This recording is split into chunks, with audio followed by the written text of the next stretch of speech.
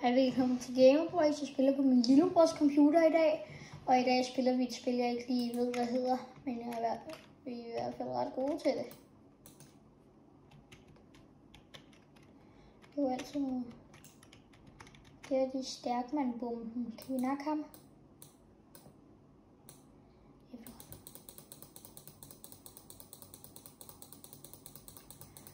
Også fordi, at undskyld hvis musen larmer lidt. Men det er altid dejligt, når man lige kan få spillet lidt. Jeg husker at like og subscribe, hvis I godt vil se mere af det her. Og hvis I ikke gider at subscribe, så bare lad være. Husk altid, det handler kun om subscribe, hvis man har lyst. Vi bliver selvfølgelig rigtig glade, og vi er helt oppe på 18 abonnenter. Hvis ikke mere lige om lidt, håber jeg. Så jeg prøver virkelig at være god inde på YouTube. Men ja, det er også lige meget. Så ja, håber I vil like og subscribe. Jeg ser lige, om vi kan få nakket ham her i dag. Bedre væk, kan vi det?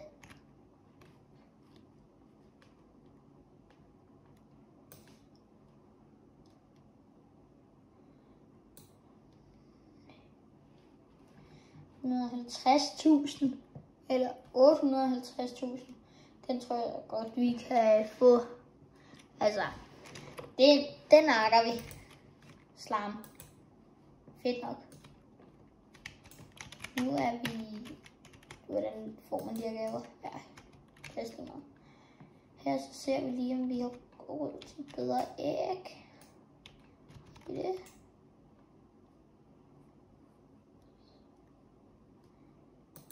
Vi åbner et æg her. Jeg ved ikke, om jeg kan bruge den. 3 æg. Auto åben. Vi skal åbne flere æg. Nå, det kan vi så ikke, fordi vi har ikke nok wins. Hvis vi går ind på pets, kan vi så bruge den der nye, vi fik.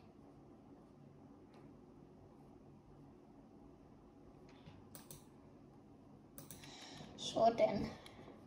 Vi kunne godt bruge det pet der. Det var bare klasse. Tada! Så altså, skal vi ikke lige blive 100 gange bedre nu, eller skal vi lige blive 100 gange bedre? Her er leaderboard Snake Power. Det er ret højt, der har vi ikke i nærheden af. Wins. Det kan da godt være på et eller andet tidspunkt, hvis vi spiller meget. Og hatch. Ned. Kom så. Det var så lige lidt for langt ned.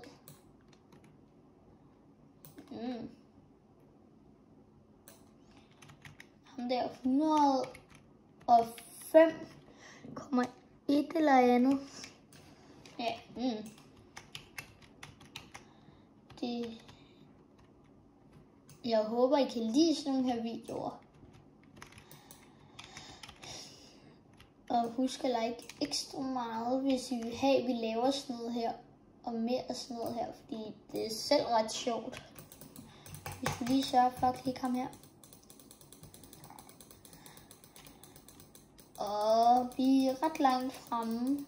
Han er i hvert fald ikke så god i forhold til os. Jeg tror snart, vi er klar til at nakke ham der den stærke, vi prøvede før. Altså, det er vildt det her. Når jeg selv klikker, går det hurtigst, men jeg kan også slippe og skubbe den der fart.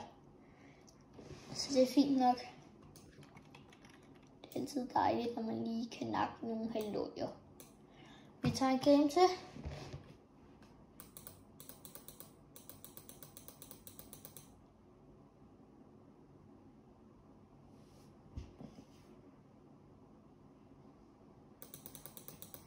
Så er der gas.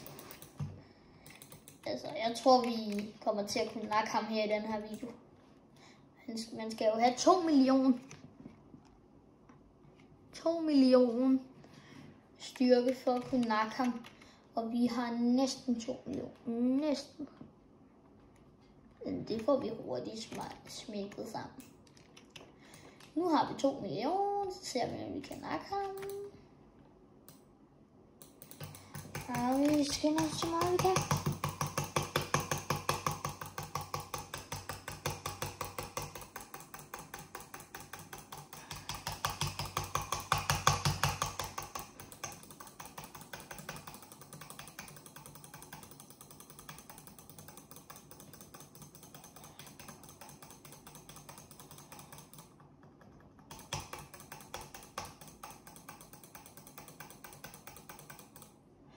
Vi vandt! Yes! Altså, det er for vildt det her. Vi fik lige nakket. Nu har vi nok også råd til den bedste vægt.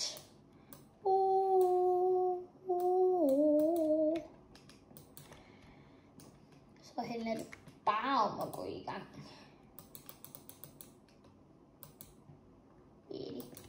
Så har vi næsten 1000 mennesker. Jeg tror måske, vi skal have sparet sammen til de der 5000 der. Men altså ja, det kommer nok. Vi har glemt at uploade lidt her på det sidste. Det må jeg undskylde.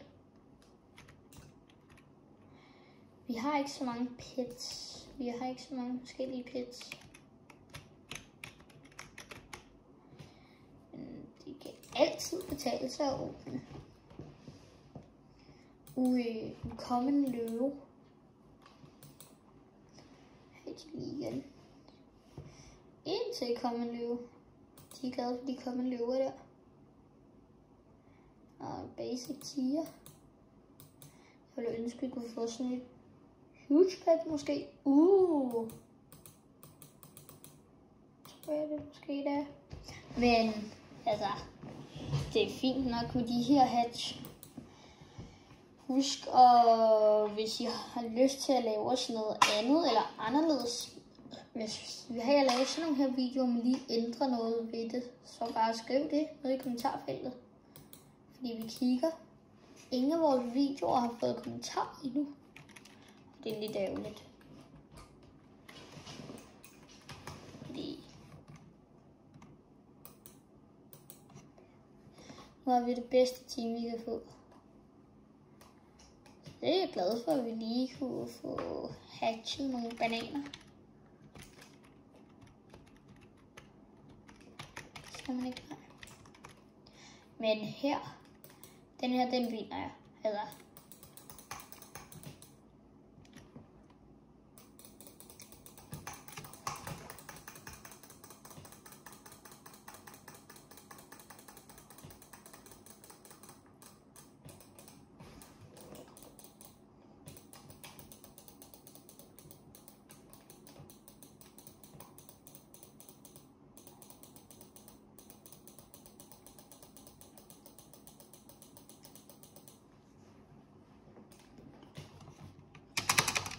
vi vandt.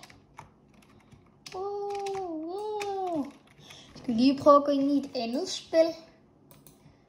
Jeg ved godt, måske er lidt irriterende, at vi lige ser mig gå ud og ind i spil. Men så kunne vi...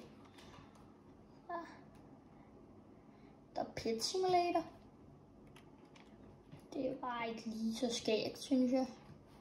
Ja, det er fint nok. Altså på min iPad er synes jeg selv, jeg er sygt god.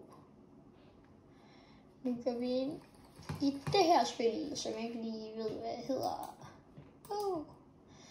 Ripons Rifted Simulator. Ripons Rifted, eller hvad det hedder. Ked af, hvis jeg siger det forkert. Okay, vi skal den her vej.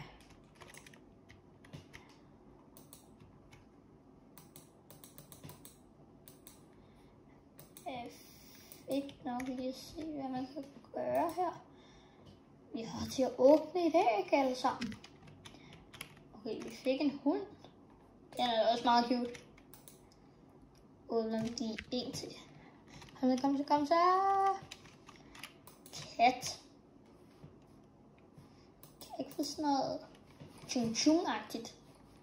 Kom så. Ej. Så har vi også nok pets. Skal vi lige ud og finde ud af, hvad det egentlig handler om.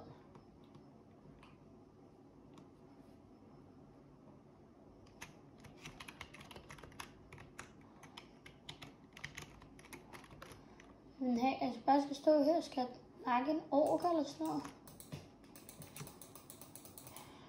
Okay. Du står simpelthen bare og nakker orker. Den gode helt.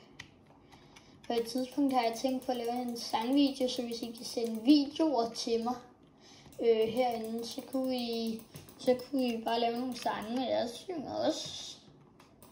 Jeg ved bare ikke lige, om det er noget at glæde sig til, om mig synge. Jeg håber, vi kan få dræbt dem her. Ja.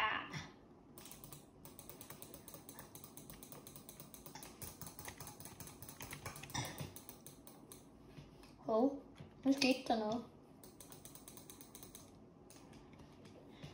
Vi har fået dræbt lidt. Hvad er det der? Up event.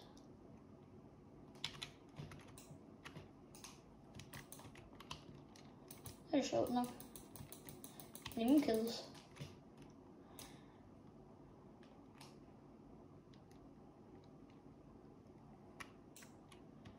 Okay.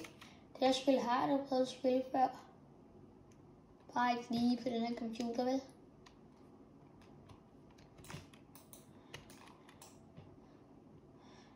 Okay, vi prøver og... Nej, jeg prøver. Det kan godt være, I prøver, vel? Slime. Slimy. Nu sætter vi den lige til auto hatch.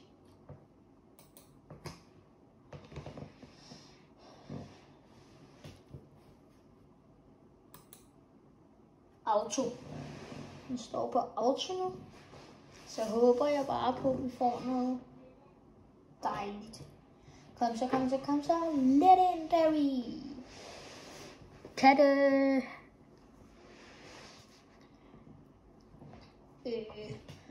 Selve computeren, der er til, du ved, ikke skærmen, men computeren, der står nede i hjørnet, den er for geeked. Og det er et rigtig godt sted. Det ligger... Det ved jeg faktisk ikke lige, hvor det ligger. Men det er et rigtig godt sted. Det er Judex arbejder der. Jeg har prøvet at få taget nogle billeder med ham deroppe. Det er sjovt nok. Så det er en god computer. Jeg kan også vise jer den til sidst. Så ja, det er fint nok. Jeg kommer lige om lidt tilbage, mens I bare kan se de pets åbne.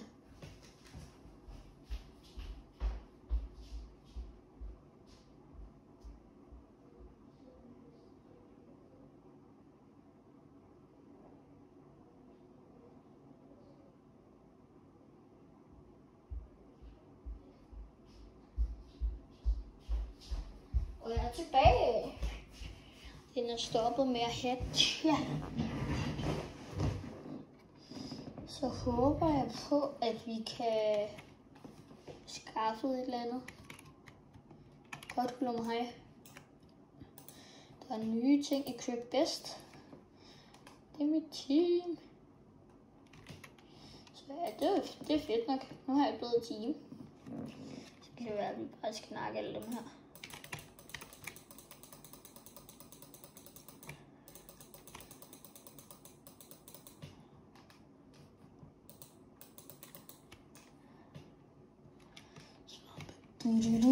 Vi skal op på det der hjul og se, om vi kan spænde det. Så det er spændende. Spam. Et spin gratis.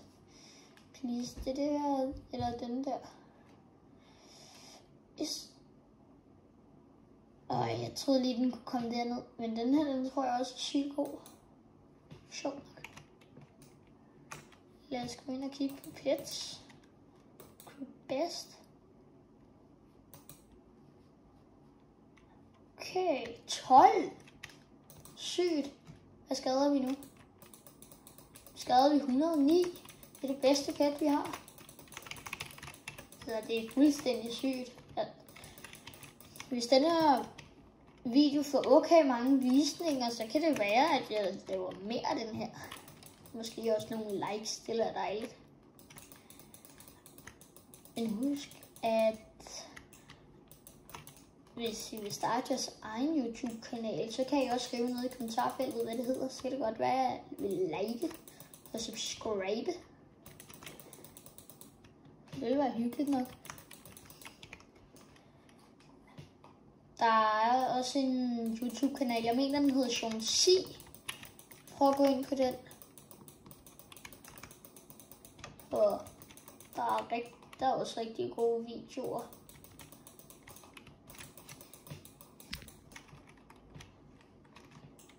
Så ja, det er fedt nok, vi er oppe på 20 kills i streg.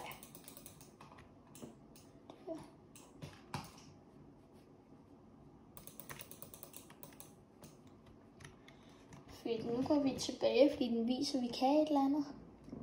Hej, stats. Så ja, vi skal herhen. Det er en svær shop. Man kan shoppe svær.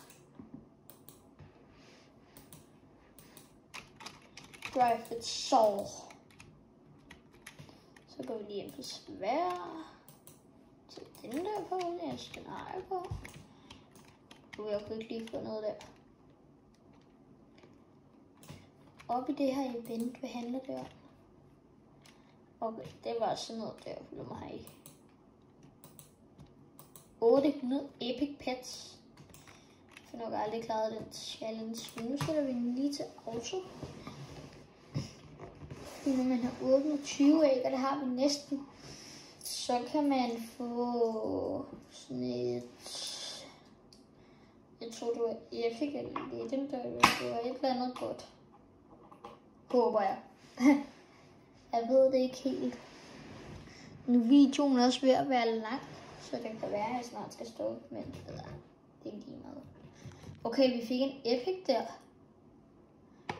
Og det var ikke engang på nummer 20. Hernede... Lige nu, der var sådan en lille blå streg. Den skal være helt fuld. Så mener jeg, at vi får et eller andet godt. Så det håber jeg. Det kunne være, at vi lige pludselig... en Mythic. Og det var på de 20. Så der fik jeg åbnet en Mythic. Den tror jeg altså også er sygt god. Nej. Ja, wow. Den kan jeg desværre ikke bruge på mit team. Epic og Mythic og UFO'en bliver mit nye team. Med mindre jeg får en Mythic til. Og nu stopper vi også den op for hensyn. Der. Vi prøver lige at se, vi fik den der og den der. Det var en god omgang nu. Equip bedst. Vi har selvfølgelig vores bedste derovre, så nummer 2, nummer 3. Så ja, det er dejligt. Og det er et sjovt nok spil. I slutningen af videoen skal jeg nok lige vise, hvad det hedder, fordi hvis I godt vil spille det, så er det fedt nok lige at vide, at det hedder det, så I selv kan gå ind på det.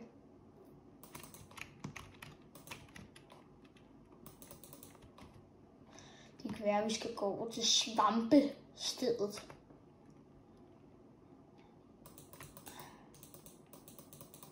Okay, det er en hard. Okay, den giver penge, du. Så hvis vi tjener så mange penge her, så får vi hurtigt skaffet 25.000. Det skal vi bruge for at komme videre til det næste land. Og der er nye æg. Okay, herovre er der en boss, ham her nakker. Ej, han nakkede den for mig. Eller i stedet for mig, fordi det er ikke så fedt, han nakkede den. Og vi kan få et nyt sværd.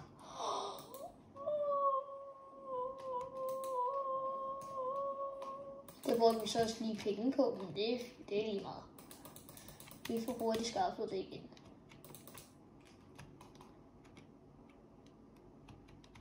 Altså, det er jo barnemad.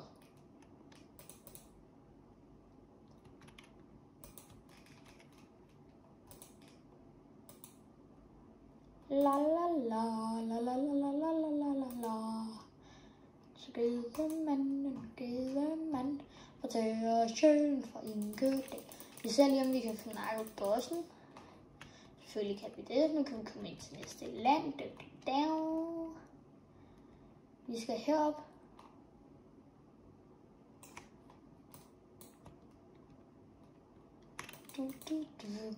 Nu teleporterer vi ind til næste land. Et fedt nok sted. Svære ting her. Et æg 25.000. Det må være lidt nok. I hvert fald i den her verden, håber jeg. Okay, det ja, 25.000 herinde, det er ingenting. Jeg har 30.000.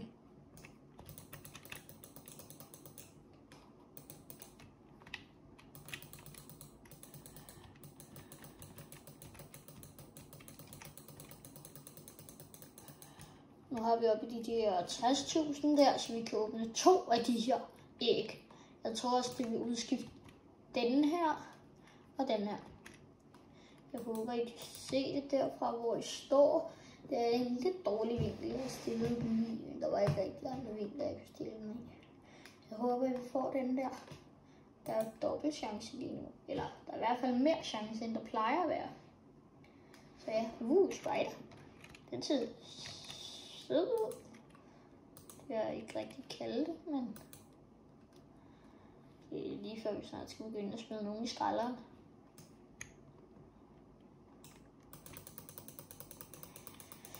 Ked af at sige det, men nu er vi nødt til at smide pets i skralderen. Jeg vil smide dem ud.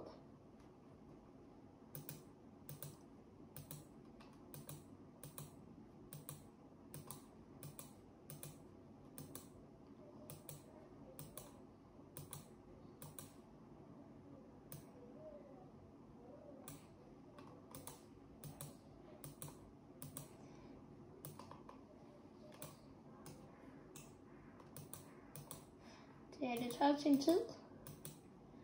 Så. Det må jeg undskylde.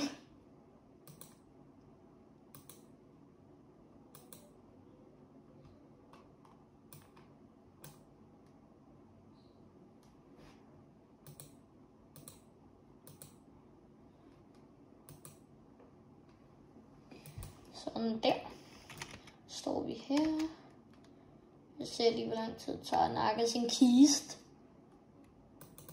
Grunden til det kiste, det er fordi man tjener kassen. Okay, det tager sin tid at få nakket sådan en her. Bagefter så prøver vi at se, hvor lang tid det tager at få nakket de næste derovre. Så går vi herover, og så prøver vi bossen. Det er måske ikke så godt at prøve bossen. Det tager sin tid, det her. Der er i hvert fald en quest her. Ja, okay. 9 bosser. Okay, dem her gider jeg simpelthen ikke nok.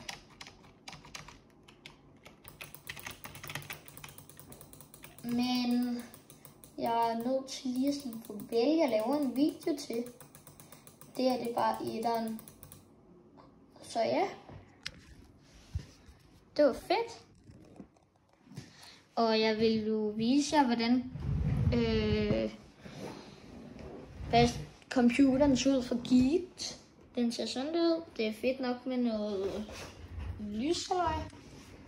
Den er virkelig fed. Og det er fedt, at man kan kigge ind i den. Det synes jeg seriøst er fedt. Men ja, håber I kunne lide den her video. Der kommer mere af det, fordi det er sjovt at spille. Og så håber I kan lide at se det. Hej! Husk at like og subscribe, hvis I har lyst. Hej!